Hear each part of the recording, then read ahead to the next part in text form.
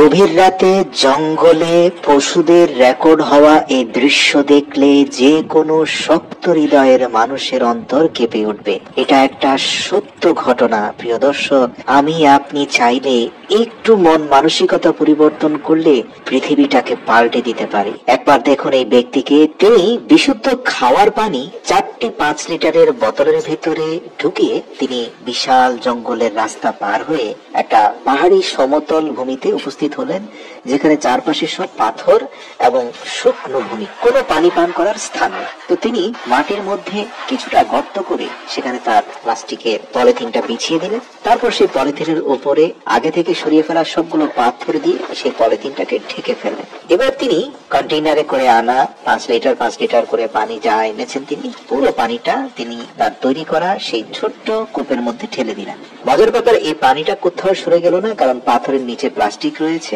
যার কারণে মাটির নিচে এই পানি চলে গেল না। ছোট্ট একটা পানির কূপ হয়ে গেল এই পাহাড়ি জঙ্গলের সমতল ভূমিতে।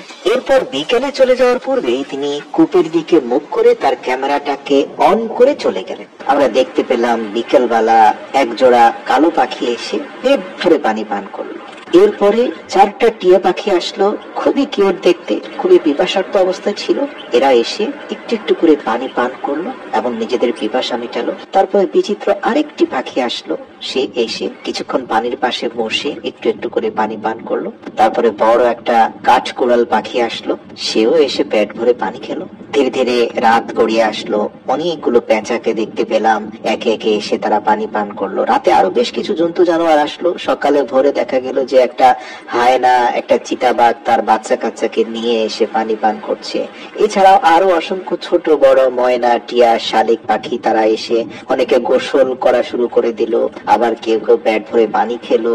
এরপরে 2টো ঈগল পাখিও আসলো, তারাও পেট ভরে পানি খেলো। ভিডিও শেষ পর্যায়ে আরো বেশ কিছু হায়নাকে আসতে দেখলাম এবং তারা পানি খাওয়ার পরে পানি প্রায় শেষ হয়ে যাচ্ছিল এবং টানা 2-3 দিনে পানি খাওয়ার মাধ্যমে এই পানি প্রায় শেষ হয়ে গেছে। প্রিয় দর্শক, তিনি যখন এই 3 দিনের রেকর্ডেড ভিডিওগুলো বাসায় এসে দেখলেন, তিনি রীতিমতো অবাক হয়ে গেলেন। একবার ভাবুন, আমরা মানুষ চাইলে কিভাবে এই পশু পাখিদের পিপাসা মেটাতে পারি। জেনে অবাক হবেন, ইতিহাস থেকে পাওয়া যায় মহান আল্লাহ তাআলা বনি ইসরাইলের একজন চরিত্রহীন নারীর জীবনের সব গুনাহ মাফ করে দিয়ে তাকে জান্নাতে প্রবেশ করিয়েছিলেন শুধুমাত্র একটা পিপাসার্ত কুকুরকে পানি পান করানোর কারণে।